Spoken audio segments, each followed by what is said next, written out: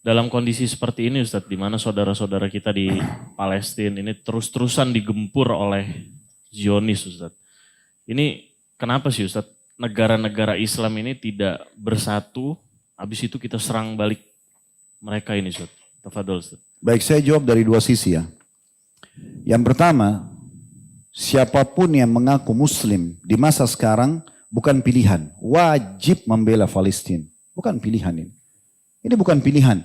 Dan bukan saatnya sekarang mencari-cari mungkin karena ini, mungkin karena itu. Umat Islam lagi dibantai.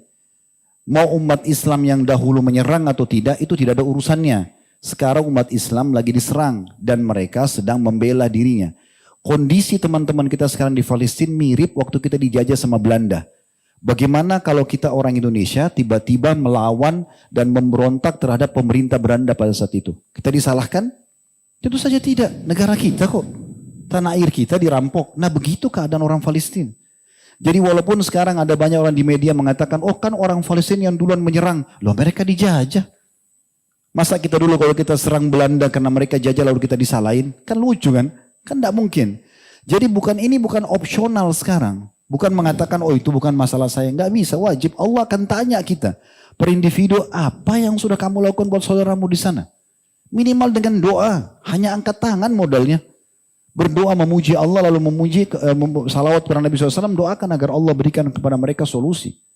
Begitu juga dengan Allah binasakan musuh-musuhnya. Karena memang Nabi SAW mendoakan kebinasaan buat musuh. Ya. Ini satu sisi, jadi tidak boleh kita sekarang menganggap ini bukan masalah kita. Ini masalah umat Islam. Kita ini harus seperti satu jasad kata Nabi SAW. Kalau satu luka, jari kita kena pisau misalnya, kata Nabi SAW seluruh jasad itu akan demam. Harusnya begitu. Siapapun muslim di muka bumi ini syahadat dari keturunan suku manapun, tinggal di wilayah manapun, kapan dia terganggu, maka sudah harus kita bela. Ada seorang wanita di ujung perbatasan negeri Persia, di zaman Khalifah Mu'tasim, salah satu Khalifah Abbasi. Dia rupanya perempuan ini lagi jalan, lalu ketemu dengan 3 orang tentara Persia. Tiba-tiba tentara Persia itu menarik jilbabnya, kemudian menggebukin, memukul wanita ini. Lewat seorang muslim di situ, muslim ini merasa tidak mampu membantunya, tapi dia dengar perempuan ini mengatakan, wa Mu'tasimah.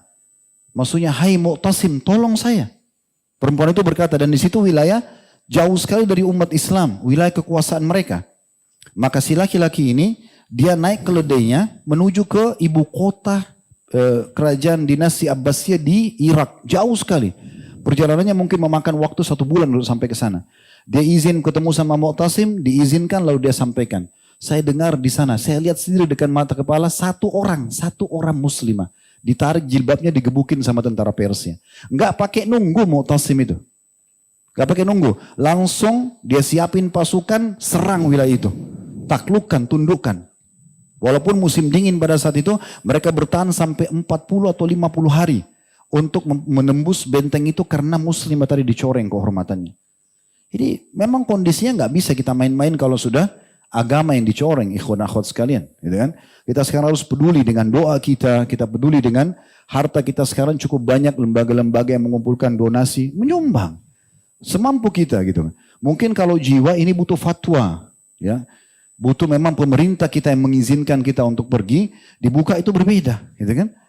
Ini yang bisa kita lakukan. Ini jawaban yang pertama. Jawaban yang kedua, kalau kenapa pemimpin-pemimpin Muslim tidak bersatu dan menyerang balik? Ini jawabannya bukan di tangan saya, ikhwan akhwat sekalian. Jawabannya ada di tangan para pemimpin itu. Yang akan diminta tanggung jawab pada hari kiamat. Semua pemimpin muslim sekarang akan diminta pertanggungjawaban hari kiamat. Bagaimana bisa dia lihat saudaranya di sana, dia punya kekuatan militer, dia punya ekonomi, kenapa dia tidak maju? Sayangnya pemimpin kita sekarang ini beda sekali dengan Abu Bakar, beda sekali dengan Umar. Abu Bakar itu sebenarnya Nabi SAW ada 2 kelompok muncul pada saat itu. 3 kelompok malah sekaligus. Yang pertama penolak pembayar zakat. Mengaku muslim tapi mereka mengatakan sudah Rasulullah sudah meninggal, nggak ada lagi zakat. Zakat kami cuma berikan kepada Nabi. Nabi meninggal nggak usah bayar zakat. Berarti rukun Islam yang ketiga mau dihapus sama mereka. Kelompok yang kedua adalah orang-orang yang murtad dari agama Islam. Mereka masuk Islam awalnya di akhir hidup Nabi SAW dengan tujuan ya mereka hanya sekedar takut saja secara politik. Karena umat Islam sudah menguasai Jazirah Arab. Mereka Muslim imannya banyak yang murtad. Kelompok ketiga munculnya Nabi palsu, Musailam al-Kadzab dan Aswad al-Unsi. 3 kelompok besar di Jazirah Arab yang muncul. Waktu itu kekuatan umat Islam tidak lebih daripada 20 sampai 25 ribu pasukan. Semua yang produktif. Prajurit yang produktif, sisanya orang tua sama anak-anak kecil. Apa yang terjadi? Abu Bakar langsung membentuk pasukan di awal khilafahnya beliau, lalu kemudian mengutus untuk menyelesaikan 3 perkara ini. Sampai Umar saja yang sangat tegas. Umar sampai mengatakan, ya Abu Bakar, kenapa? Karena Abu Bakar mengangkat Umar sebagai penasehat. Ya Abu Bakar, kenapa kita nggak kirim saja dai ke sana? Ceramain mereka, dakwahi mungkin mereka sadar. Abu Bakar dengan tegas mengatakan, saya pasti akan memerangi demi Allah seseorang yang tadinya membayarkan zakat ke masa Nabi SAW walaupun dengan tali kekangan kuda atau ikatan atau seekor domba yang pernah dibayar kepada Nabi SAW lalu mereka berhentikan. Lalu keluar pasukan tersebut. Waktu keluar pasukan, seluruh kekuatan laki-laki keluar. Tertinggal saja di Madinah itu beberapa orang tua kebanyakan dan wanita. Yang tinggal di sana Abu Bakar sama Umar sebagai khalifah dan wakilnya. Kemudian juga beberapa sahabat yang memang disuruh oleh Abu Bakar mengurus Baitul Mal, mengurus beberapa hal yang berhubungan dengan keperluan kaum muslimin. Waktu itu sempat muslimin khawatir jangan sampai Madinah diserang. Ini kosong, gak ada pasukan.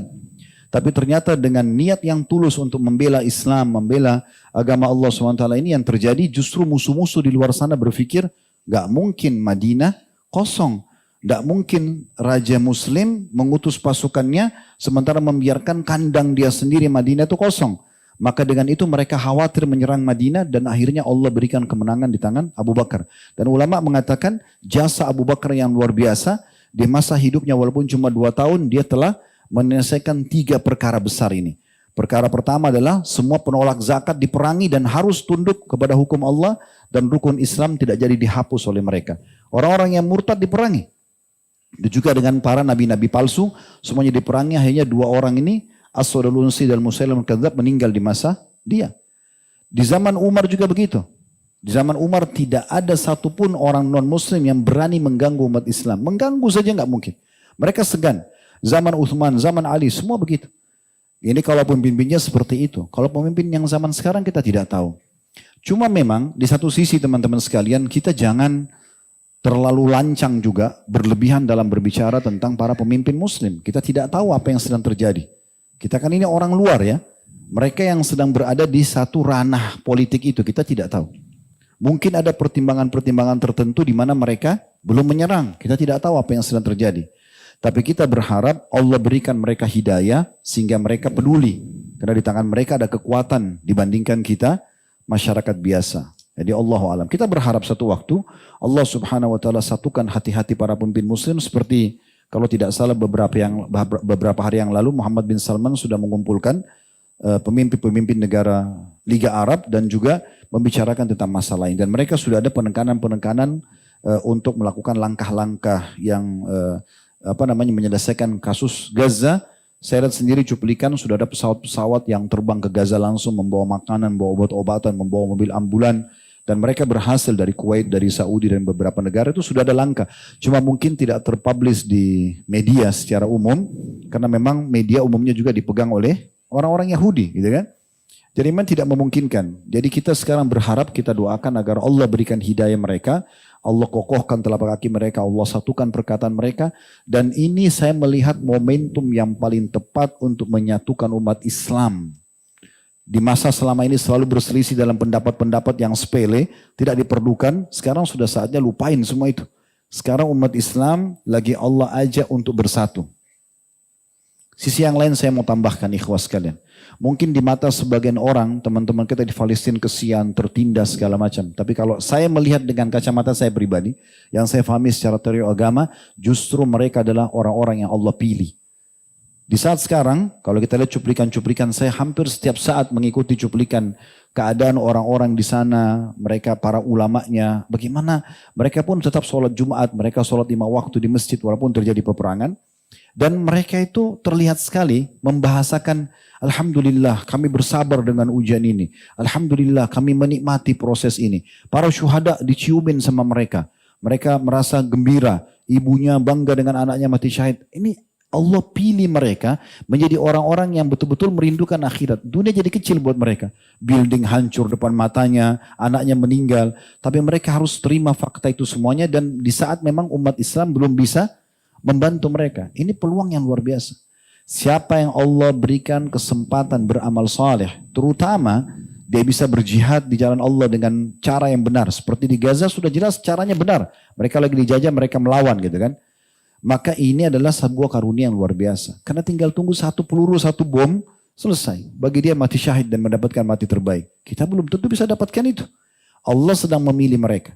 Mungkin secara kasat mata kita lihat, anak ini kena bom, ibu itu meninggal juga, anak ini laki-laki itu meninggal. Tapi mereka mati, semua orang juga pasti mati kan. Cuma mereka sudah meraih mati terbaik, yaitu mati syahid di jalan Allah Subhanahu Wa Taala. Harusnya kita merasa cemburu dengan mereka, karena mereka mendapatkan peluang itu, kita tidak mendapatkannya. Tapi kita masih bisa meraih peluang itu dengan niat kita dan doa kita. Kita partisipasi